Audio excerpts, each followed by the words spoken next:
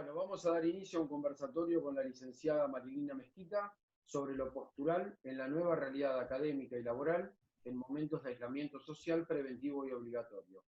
Antes de darle la palabra y pedirle que nos cuente un poco su recorrido, quiero expresar mi agradecimiento por la celeridad en la respuesta, la predisposición y colaboración en difundir temáticas de prevención postural de interés público en momentos de coyuntura tan particular.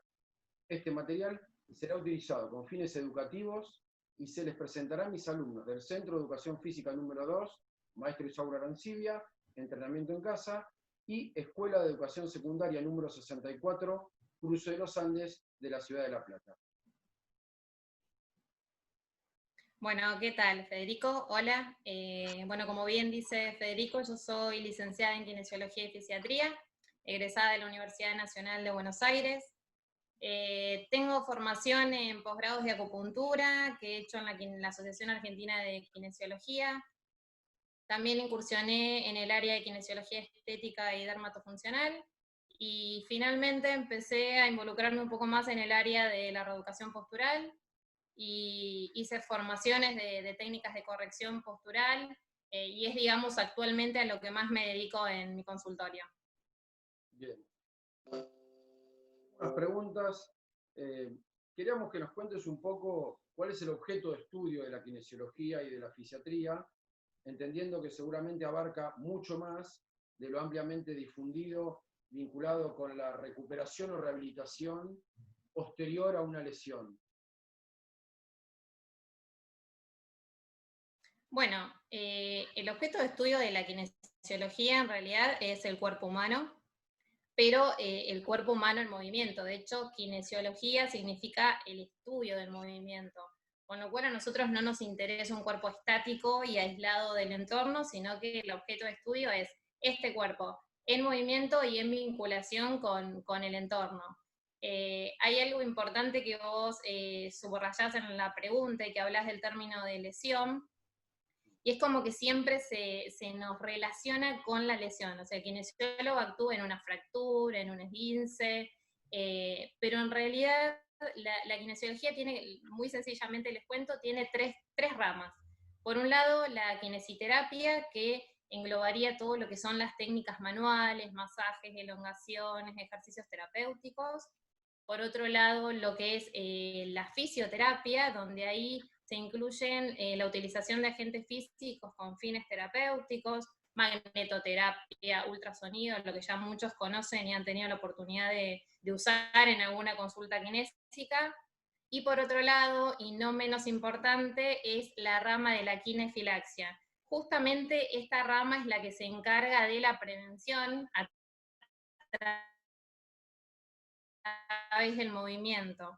Entonces, ¿qué significa la kinesiología? En la que se puede trabajar con el paciente sano, ¿sí? Anticiparnos a la lesión, anticiparnos antes de que ocurra una tendinitis, evitar contracturas. Justamente en este área es donde se incluirían las técnicas de reeducación postural.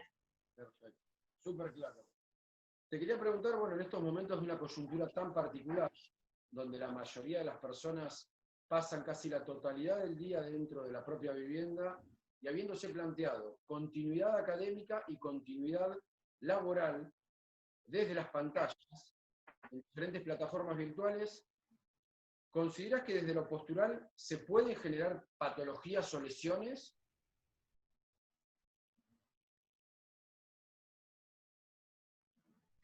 Bueno, sí, en realidad sí. Primero entendamos la postura y cómo se determina la postura.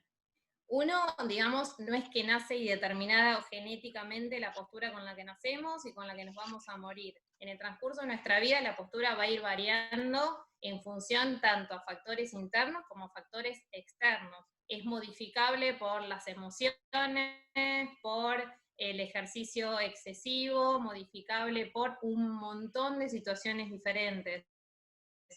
Entonces, estamos antes de la pandemia, a una silla determinada de trabajo, a un entorno determinado, a el ruido, la luz a la que estábamos acostumbrados. De la noche a la mañana, el cuerpo se encuentra en una situación totalmente diferente a la que tiene que adaptarse.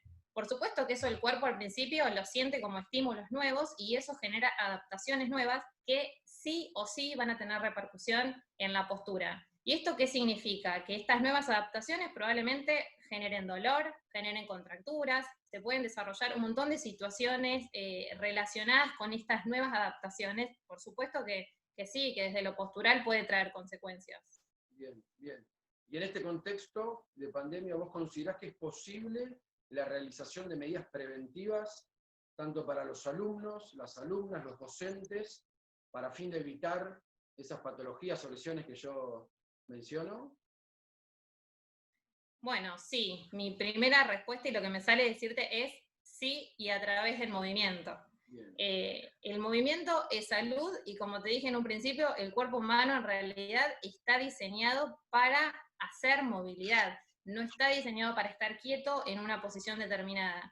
Entonces, si pensamos en esta nueva situación que quizás nos ayude a estar mucho más tiempo quietos, a caminar menos, porque tenemos que estar más adentro de casa, la realidad es que como medida preventiva, lo que habría que hacer es pensar esto, bueno, voy a tratar de moverme un poco más para poder compensar estas horas en las que tengo que estar quieto porque tengo que trabajar o porque tengo que cursar o por la situación que sea. Hay gente que incluso estaba acostumbrada a hacer ejercicio, salía a correr 1 hora, bueno, ahora eso ya no es posible, ahora en Capital podemos, pero en un momento determinado tampoco se podía.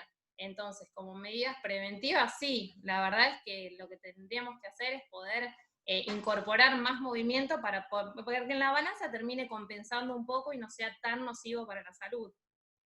Perfecto, perfecto. Eh, bueno, ¿qué sugerencias? Bueno, ahí vos planteás lo de mayor movimiento, Sí, tanto en educación como en educación física.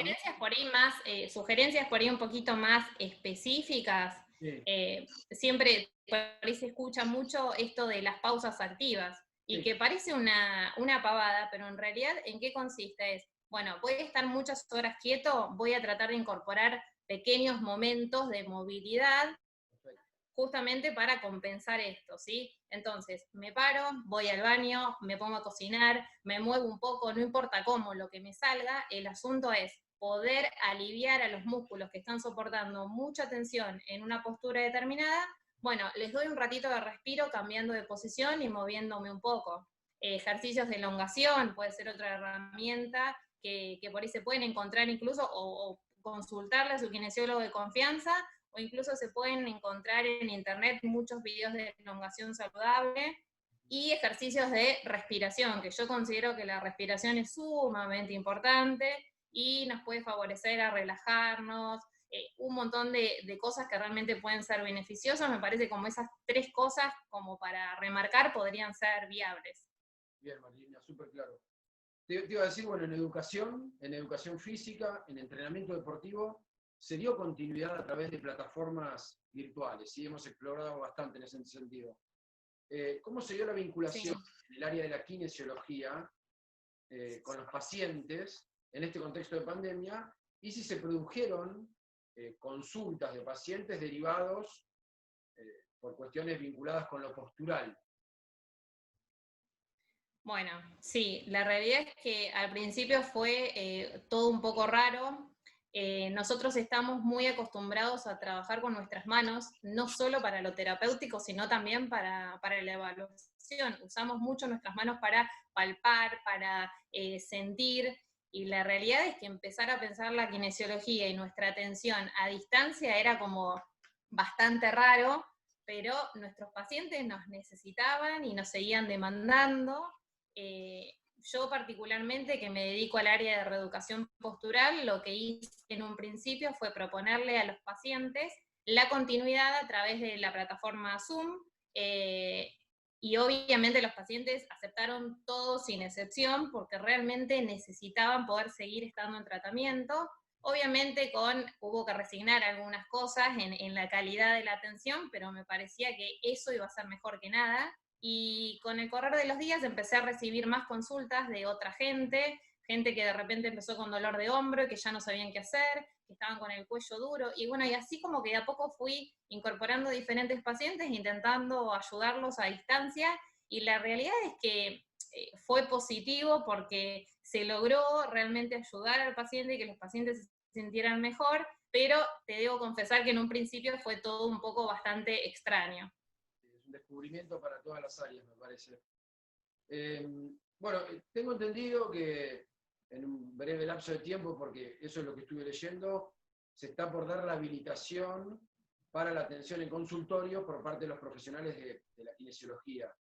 ¿Cómo crees vos que va a ser la respuesta por parte de los pacientes a esa reapertura de consultorio?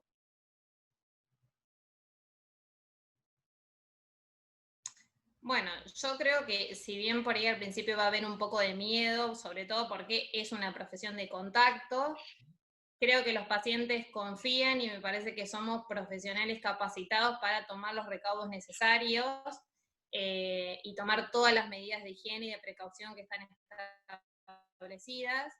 Yo creo que los pacientes van a querer, a pesar de ese miedo al principio, van a querer incorporarse rápido a la atención, porque obviamente no es lo mismo la atención a distancia. Y hay cosas también que son irreemplazables, que no se pueden reemplazar, que solo las manos pueden hacerlas, como por ejemplo un drenaje linfático manual. Yo tenía pacientes en tratamiento de postquirúrgicos que de la noche a la mañana se quedaron sin la posibilidad de un drenaje linfático manual. Hay cosas que realmente no fueron irreemplazables. Así que yo creo que apenas podamos, los pacientes van a volver. Quizás va a ser un poco más gradual, pero creo que la respuesta va a ser buena. Bien. Bueno, Marina, a modo de cierre, no sé si te gustaría transmitirle algunas palabras a los alumnos, a las alumnas, a los docentes, que van a ser quienes van a escuchar esta entrevista, este conversatorio.